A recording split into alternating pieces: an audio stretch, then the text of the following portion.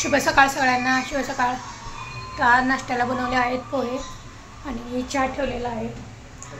काय जेवणाचा पण राडा नाही आहे, कारण का नंदेकडे आमच्या आज जेवण आहे। म्हणजे साईबाबाचे उपवास होते त्यांचे, सो आज त्याचं उद्यापन आहे।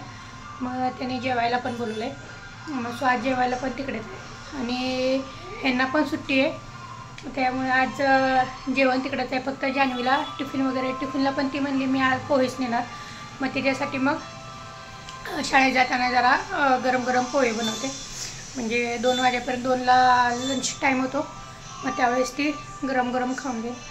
मग आता ठेवलेला आहे चहा, देवपूजा वगैरे सगळं झालेलं आहे। तर अजून एक काम करायचं आहे, जान्हवीची जरा सायकल पण रिपेअर करायची आहे। सो ती सायकल पण बघूया रिपेअर वगैरे करून आणूया जमलं तर, का ताईकडे जाईल खूप वेळ जाईल, कारण का हळदी कुंकू पण आहे त्यांचं आणि उद्यापन पण आहे साईबाबांचं।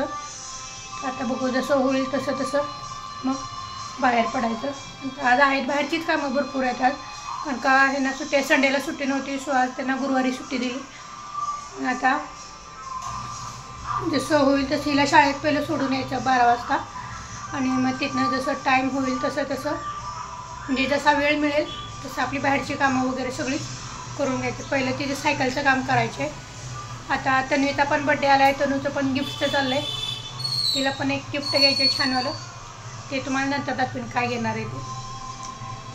चला आता आवडते मस्तपैकी चहा पिते आले आता।